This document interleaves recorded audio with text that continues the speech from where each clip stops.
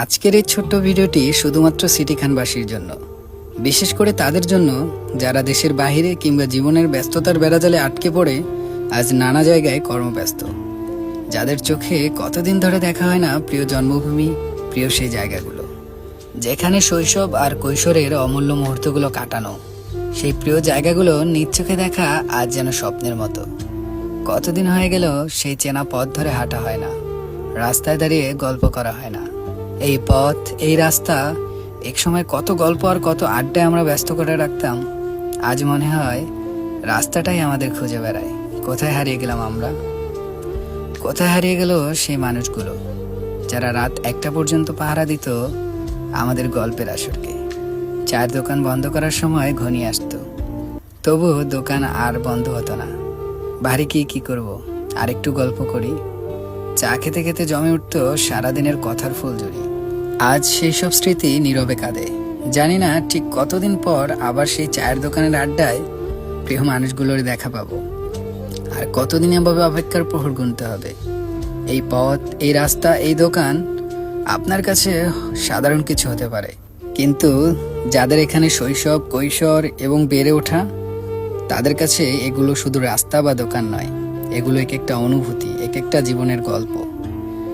যাদের শৈশব, কৈশোর এখানেই কেটেছে, তাদের কাছে এটা এক গভীর আবেগ, যা কখনো প্রকাশ করে বোঝানো যায় না।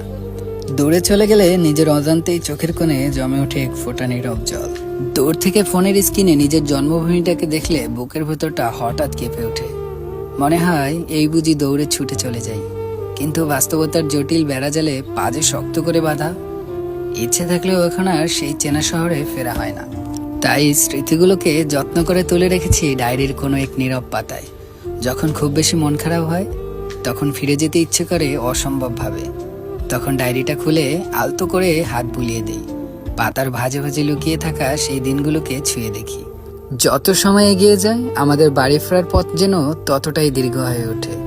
তবু আশ্চর্য এক সত্য, আমার জন্মভূমি কখনোই পুরনো হয় না, বরং প্রতিবার নতুন করে তাকে দেখার যে আগ্রহ, সেই আগ্রহই বলে দেয় জন্মভূমির প্রতি আমাদের ভালোবাসা কতটা গভীর।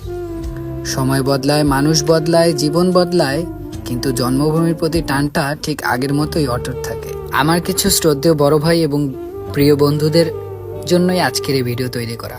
দূরে থেকেও তারা চেয়েছিলেন ভিডিওর মাধ্যমে যেন নিজেদের জন্মস্থানকে আবার অনুভব করতে পারেন।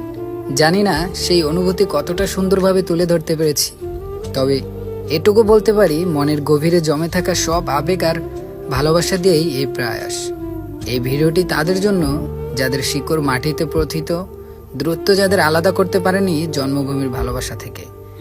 তো আজকের ভিডিও এ পর্যন্তই। সবাই ভালো থাকবেন, সুস্থ থাকবেন এবং এভাবেই আমার পাশে থাকবেন, যেন আমি আপনাদের হাত ধরেই আরো বহুদূর যেতে পারি। আল্লাহ হাফেজ।